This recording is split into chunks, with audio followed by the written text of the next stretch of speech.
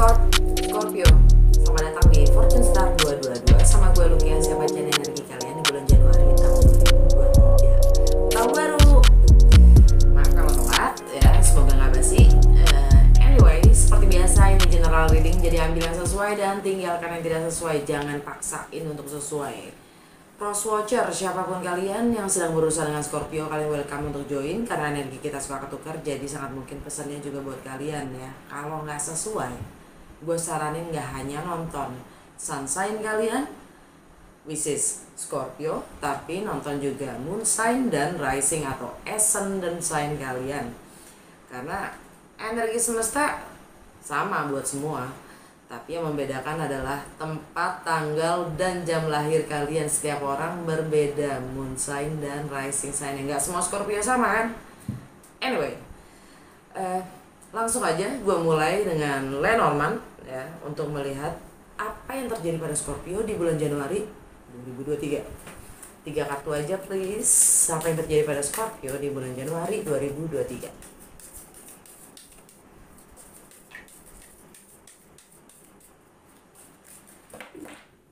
Kebanyakan aja.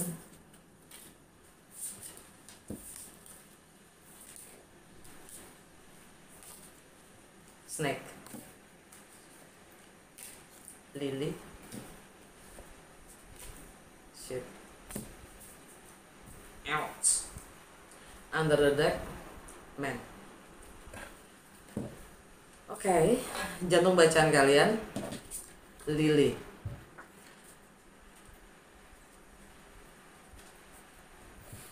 Lily ini sisi gelap dari emosional kita sendiri.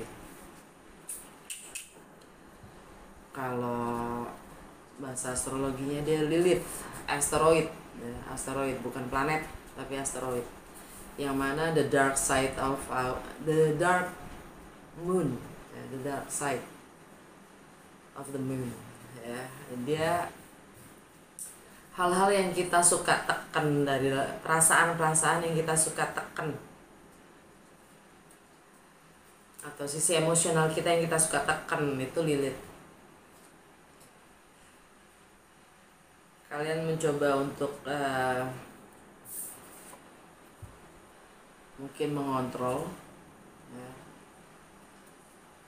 Karena ini energinya snake ya, di situ ada snake, itu bisa jadi modus ya,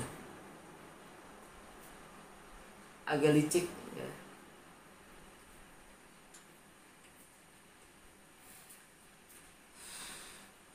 Snake itu juga transformasi.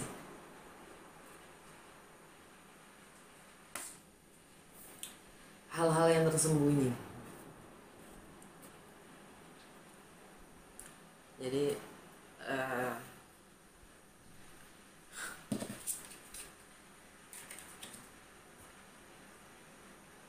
kalian mungkin harus hati-hati.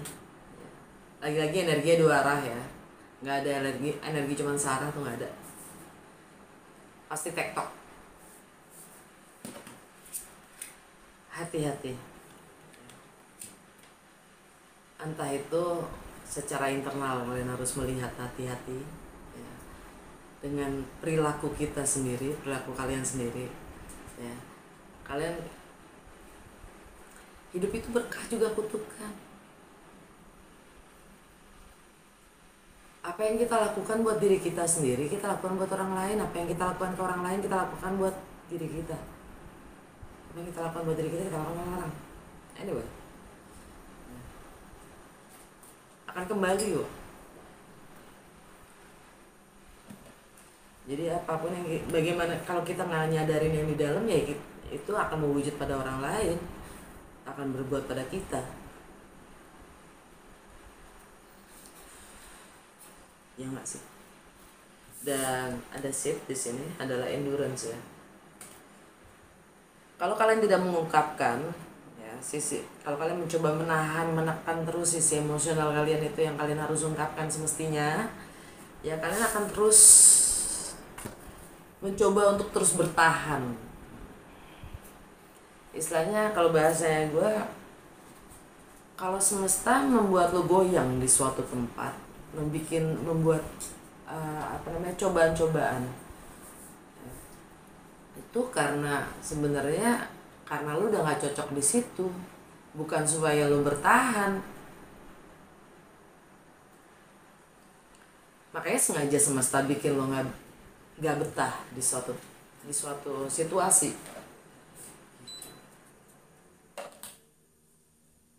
Tujuannya bukan supaya lo tahan. Kalau lo nggak di tempat yang nggak nyaman, di situasi yang nggak nyaman aja lo mencoba untuk bertahan, gimana? Terus kapan lo berubahnya?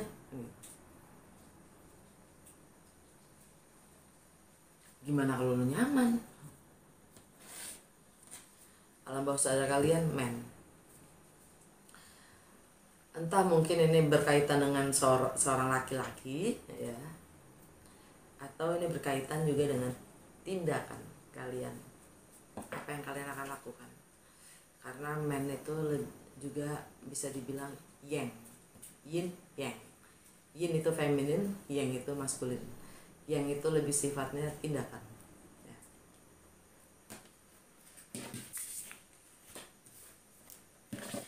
Itu aja dari Lenormand. Langsung kita ke Muse Tarot. Ya, kali ini gue pakai Muse Tarot.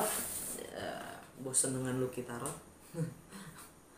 Seperti biasa gue buka 12 kartu ya, bukan yang cross Celtic, tapi 12 kartu yang mewakili 12 zodiak, karena setiap orang, setiap individu punya 12 unsur zodiak gitu ya.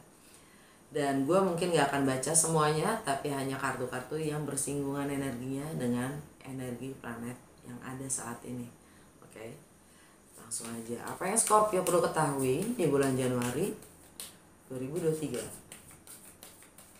Dengan segala pergeseran energi planet yang ada, dampaknya dalam keseharian Scorpio apa?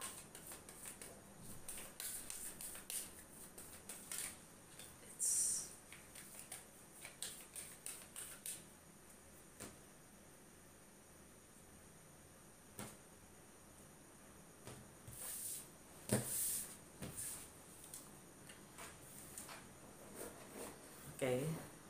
Rumah pertama, rumah Scorpio, kalian dapat The Devil. Rumah kedua, rumahnya Sagittarius, buat Scorpio kalian dapat The Star. Rumah ketiga, rumahnya Capricorn untuk Scorpio, kalian dapat The Magician. Rumah keempat, rumahnya Aquarius untuk Scorpio, kalian dapat Death. Rumah kelima, rumahnya Pisces untuk Scorpio, kalian dapat The Hermit. Rumah keenam, rumahnya Aries untuk Scorpio, kalian dapat Strength. Rumah ketujuh, rumahnya Taurus untuk Scorpio, dapat The Temperance. Rumah ke-8, rumahnya Gemini untuk Scorpio, kalian dapat The High Priestess. Rumah ke-9, rumahnya Cancer untuk Scorpio, kalian dapat The Sun. Rumah ke-10, rumahnya Leo untuk Scorpio, kalian dapat The Tower. Rumah ke-11, rumahnya Virgo untuk Scorpio, kalian dapat Awakening. Rumah ke-12, rumahnya Libra untuk Scorpio, kalian dapat The Emperor. Alam bawah sadar kalian, Justice.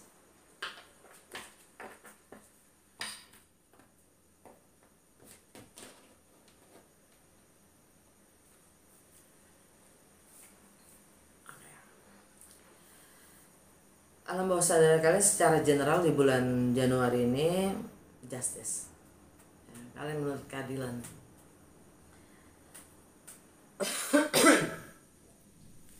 Energi Libra, yang mana buat Scorpio itu ada di rumah ke-12. Rumah ke-12 itu tentang karma, tentang alam bawah sadar, tentang keyakinan kalian yang membatasi diri kalian sendiri, tentang kegelapan, ketidaktahuan, tentang segala sesuatu yang di luar kuasa kita, tentang spiritual, hal-hal yang sifatnya di luar materi, termasuk penjara, termasuk rumah sakit, rehabilitasi, anything. Itu rumah ke-12. Yang mana di rumah ke-12, di rumahnya Libra, kalian dapat The Emperor. The Emperor ini energi Aries. Di Aries itu ada Jupiter. Ya, Jupiter di Aries secara general energinya adalah The Entrepreneur, bisnis. Yang jelas The Emperor ini dia menyadari kalau dia punya kuasa kendali penuh atas nasib dan hidupnya. Ya.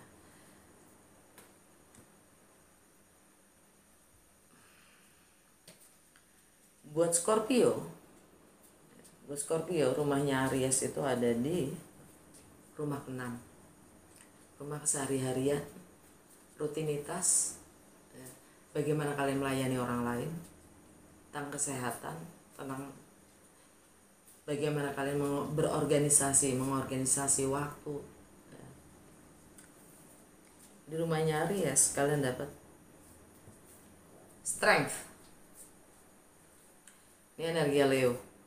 Ya, kalian diminta untuk membangun kepercayaan diri dan kekuatan dari dalam diri kalian sendiri untuk mengekspresikan.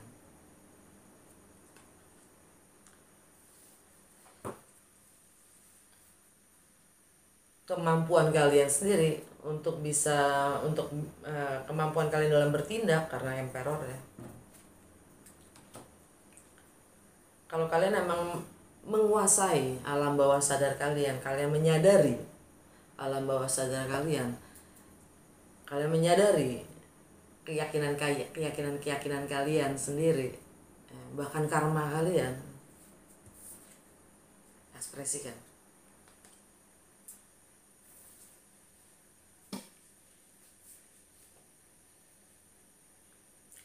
Di rumahnya Leo untuk Scorpio itu di rumah ke-10. Di rumah ke-10 itu tentang karir, status, reputasi, juga visi jangka panjang. Kalian dapat The Tower, energi Mars. Mars itu tentang action, tindakan. Mars di Gemini yang lagi retrograde sejak bulan Oktober.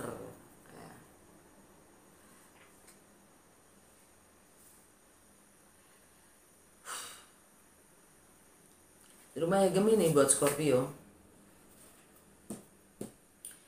itu di rumah ke-8. Di rumah ke-8 itu tentang bagaimana kalian berbagi dalam kebersamaan atau hal-hal yang sifatnya milik bersama. Entah itu seks, intimacy, properti, warisan, finansial, insurance, joint venture, kontrol, power. Karena dalam kebersamaan itu juga ada batas-batas yang tidak terlihat. Bagaimana kalian menanggapi itu? Bagaimana kalian menyadari enggak?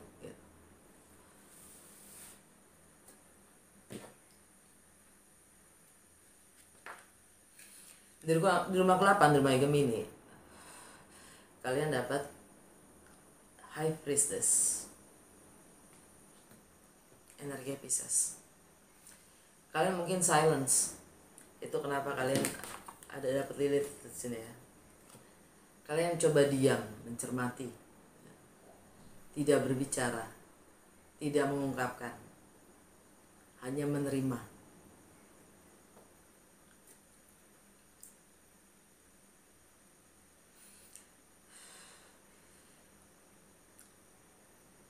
Mungkin selama 5 sampai hampir 6 bulan ini dengan energi Mars retrograde di Gemini, kalian mencoba menerima apapun itu.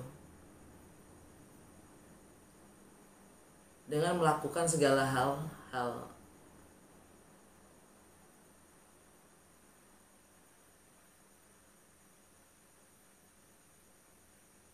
apapun itulah untuk berbagi. Di rumahnya Pisces buat Scorpio itu di rumah kelima ya. Di rumah kelima itu tentang anak, tentang jiwa kanak-kanakan, tentang bagaimana kalian mengekspresikan diri, tentang kreativitas, tentang passion, tentang romance, love affairs, tentang bagaimana kalian menghabiskan waktu kalian. Kalian dapat The Hermit.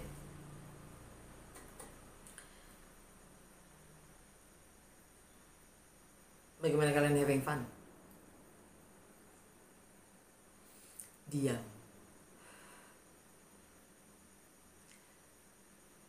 The Hermit juga diam, nggak jauh beda sama High Priestess, karena lebih banyak menyendiri, mengisolasi diri, entah itu refleksi ya, introspeksi, merenung, meditasi, anything. Kalian mencoba mencari jawaban dari dalam diri kalian sendiri.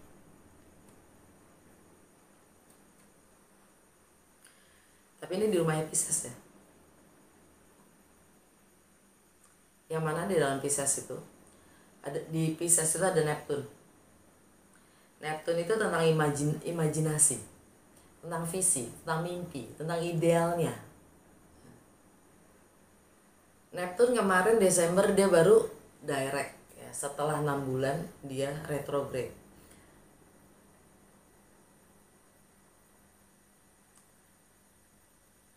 Mungkin kalian diberi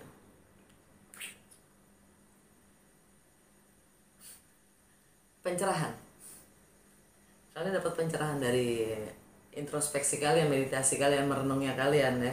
Kalian dapat pencerahan tentang bagaimana kalian menilai. Karena di rumahnya Virgo, di rumah ke-11, yang mana tentang network, friendship, aspirasi dan harapan kalian terhadap lingkungan sekitar kalian, dapat awakening, kesadaran.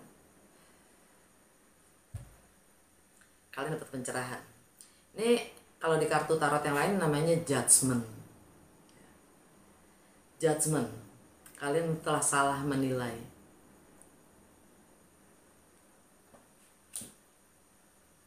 Karena pencerahan itu maksudnya adalah, oh ternyata selama ini gue berpikir begini, ternyata begini.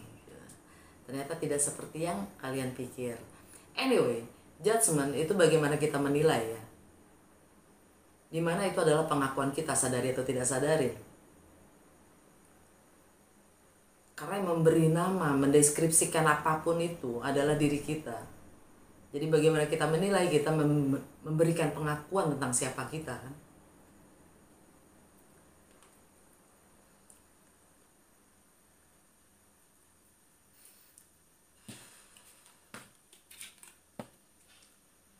Ini energi Scorpio ya. Dan di rumahnya Scorpio,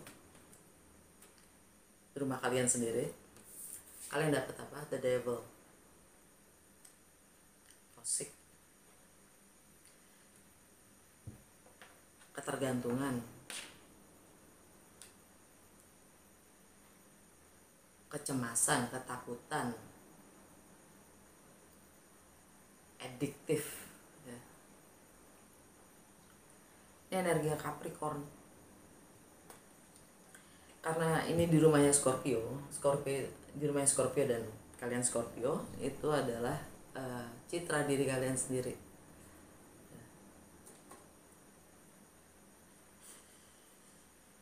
Yang bikin kalian toxic. Maaf, gue hanya bacain kartu ya. Di rumahnya Capricorn, di rumahnya Capricorn karena ini energinya Capricorn ya.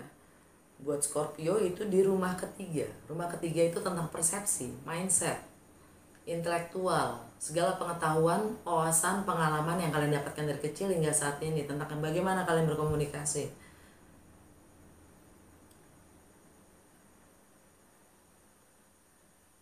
Dan di Pluto, dan di Capricorn itu ada Pluto.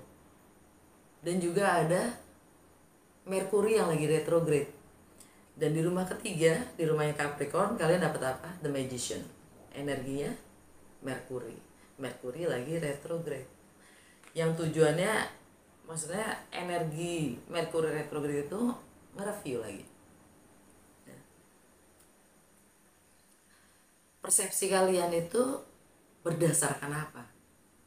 Bagaimana kalian mempunyai persepsi-persepsi mindset itu yang kalian miliki sekarang? Apa yang membentuk itu semua? Pengalaman kalian kan? Pengetahuan kalian kan?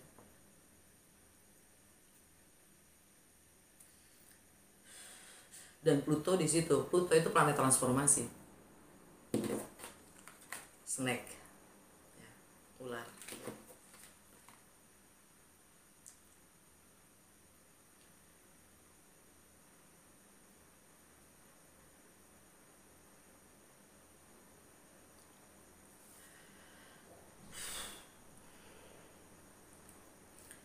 Intinya sih dengan energi Merkuri retrograde, Pluto, dan juga matahari ya. Sekarang seasonnya masih ada di seasonnya Capricorn. Matahari di situ dia memberi terang terhadap apa yang kalian harus transformasi, ubah persepsi dan mindset kalian, bagaimana kalian menilai.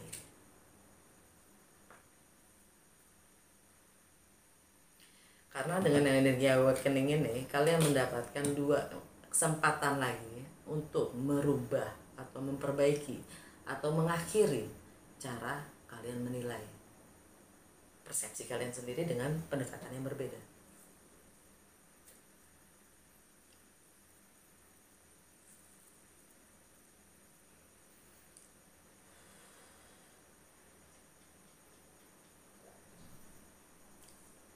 And it ends there. Dan tanggal 2 kemarin Venus masuk Aquarius ya. Venus masuk Aquarius meninggalkan Capricorn. Venus itu planet value. Bagaimana kalian menilai? Menilai, menghargai, mengapresiasi ya, segala hal termasuk diri kalian sendiri. Dan planet Venus itu juga tentang relationship, tentang uang, tentang materi, juga tentang harmoni. Yang mana di Aquarius itu rumah keempat buat Scorpio ya. Yang mana rumah keempat itu tentang home, tentang rumah, properti, keluarga kecil, keluarga besar. Keluarga kecil maksudnya rumah tangga. Tentang tradisi, tentang stabilitas emosional kalian sendiri, yang mana kalian dapat death.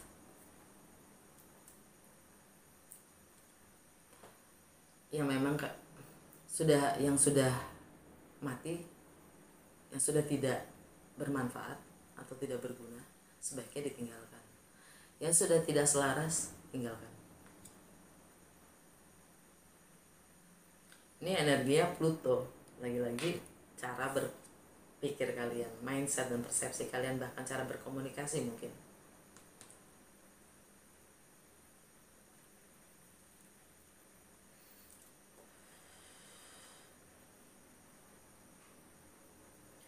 Di tanggal 6 purnama di Cancer. Purnama itu konotasinya selalu ending ya. Selalu ending, dan purnama itu efeknya atau dampaknya 2 minggu ya. Cancer buat Scorpio itu di rumah ke-9. Di rumah ke-9 itu tentang apa? Perbedaan. Segala perbedaan budaya, agama, latar belakang, bahasa, filosofi, hukum. Tentang foreign, segala sesuatu yang asing, baru, tidak familiar. Tentang travel, segala sesuatu yang berbau dengan jarak, yang sifatnya berjarak, entah itu emosional, entah itu geografi. Tentang bagaimana kalian melampaui batasan-batasan diri kalian sendiri, karena di situ ada higher learning juga. Di rumah ke-9, di rumahnya Cancer, kalian dapat the sun, pencerahan, ada terang, ada happiness, ada kebahagiaan. Kalau kalian mau mulai, kalau kalian mau melihat terang itu sendiri, kebenaran itu sendiri. Dan matahari saat gue baca ini masih ada di Capricorn. Lagi-lagi Merkuri retrograde di Capricorn dan Pluto. Kalau kalian bisa merubah cara berpikir kalian atau cara kalian berkomunikasi, ada kebahagiaan di situ.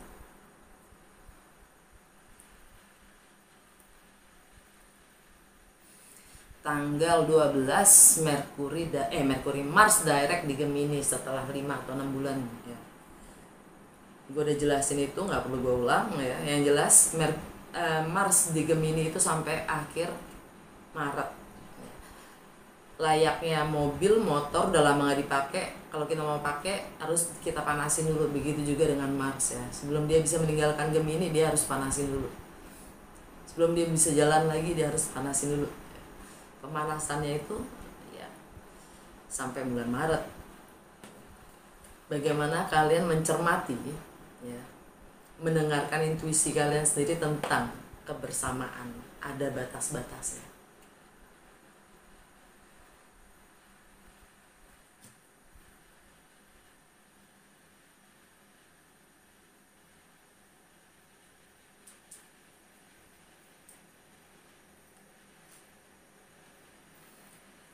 Dan ada kontrol dan power, bagaimana kalian menggunakan kontrol dan power itu atas diri sendiri atau orang lain yang kita harus kuasain atau kontrol.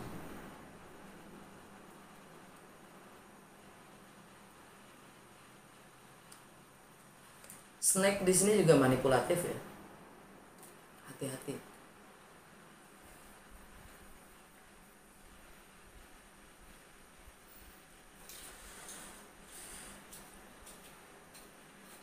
Karena dia ingin coba-coba. Energi yang Mars di Gemini kan suka coba-coba ya. Hati-hati. Tanggal 18 Merkuri direct di Capricorn. Mungkin kalian akan mulai komunikasikan, maka kalian akan mulai terbuka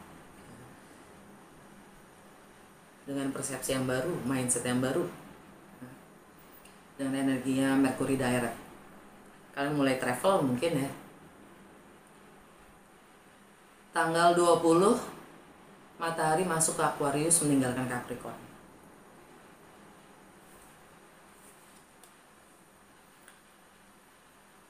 Kalian akan lebih punya pencerahan, terang tentang apa yang kalian harus tinggalkan.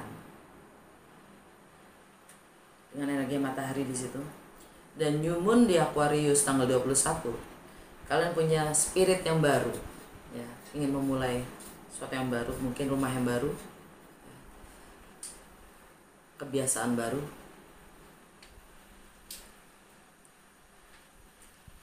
Tanggal 22 Uranus direct di Taurus. Uranus direct di Taurus. Setelah 6 bulan dia retrograde di Taurus. Uranus itu tentang keunikan diri kita. Uranus itu pemberontak, dia selalu melakukan dobrakan-dobrakan atau gebrakan-gebrakan karena dia selalu mempertanyakan status quo. Dan gak hanya ada Uranus di Taurus, tapi juga North Nodes di Taurus. Kalau selama 2 tahun terakhir ini kalian fokusnya sejak 2020 ya, Uranus ada di Taurus, yang mana itu buat Scorpio adalah relationship, entah itu personal, entah itu profesional.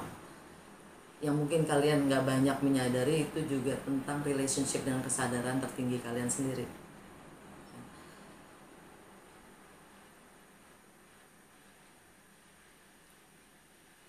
Kalian dapat temperance, healing. Proses kalian menyadari kebiasaan-kebiasaan lama kalian yang kalian harus tanggalkan untuk bisa mendapatkan apapun yang kalian inginkan, entah itu relationship secara personal ataupun profesional.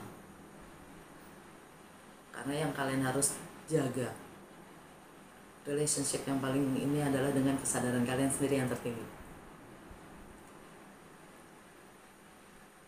Kalian sadari penuh gak bagaimana kalian menghargai diri kalian sendiri? Atau kalian melampaui batas-batas itu?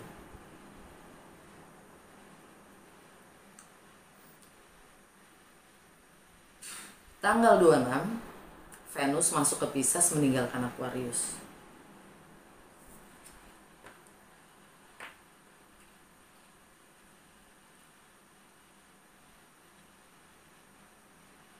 Anyway, sorry, gue mundur lagi ya ke energinya Uranus di Taurus, yang mana di rumahnya Taurus itu kalian dapat Temperance. Temperance ini energinya Sagittarius. Ya. Di rumahnya Sagittarius, buat Scorpio itu di rumah kedua. Kedinginan. Rumah kedua buat Scorpio. Rumah Sagittarius buat Scorpio itu, maksud gue rumah kedua itu tentang materi. Bagaimana kalian menilai apa yang bernilai itu berharga buat kalian. Kalian dapat the star, energi Aquarius. Kalian akan dapatkan apapun yang kalian inginkan. It's your wish fulfilled. Tapi ini juga, the star ini juga healing, clearing your energy. Bersihkan energi kalian dari yang bukan kalian, dari kontaminasi tentang apa itu yang bernilai. Sesuai nggak dengan diri kalian sendiri, atau itu nilai-nilai yang ditanamkan oleh orang lain terhadap kalian. The Star, yang mana Aquarius, ini energi Aquarius, itu ada di rumah keempat, balik lagi ke Death. Yang bernilai buat kalian tuh apa? Keluarga, anak, rumah, pekerjaan. Dan ini rumah keempat, home. Mungkin rumah kalian yang paling berharga buat kalian, mungkin keluarga kalian yang paling berharga, atau mungkin tradisi kalian yang paling berharga, yang mungkin kalian harus tinggalkan.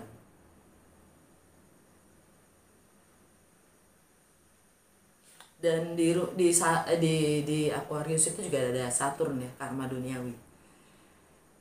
Saturn, kenapa karma duniawi? Karena dia yang menciptakan kebijakan-kebijakan, peraturan-peraturan, batasan-batasan, sehingga kita harus membumi.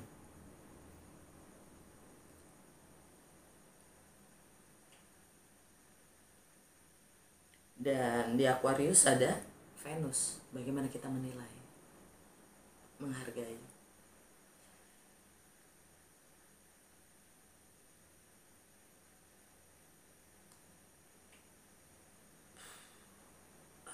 Dan ada matahari juga di situ kan, karena tanggal 22 Januari itu juga Imlek ya.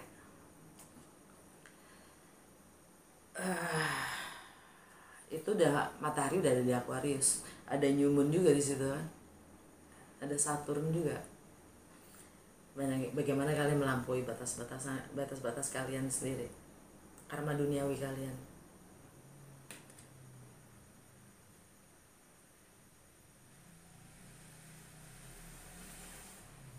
Saatnya meninggalkan rumah. Tanggal 26 Januari Venus masuk ke Pisces meninggalkan Aquarius.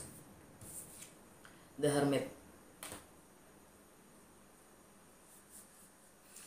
Yap, kalian akan lebih menghargai ya.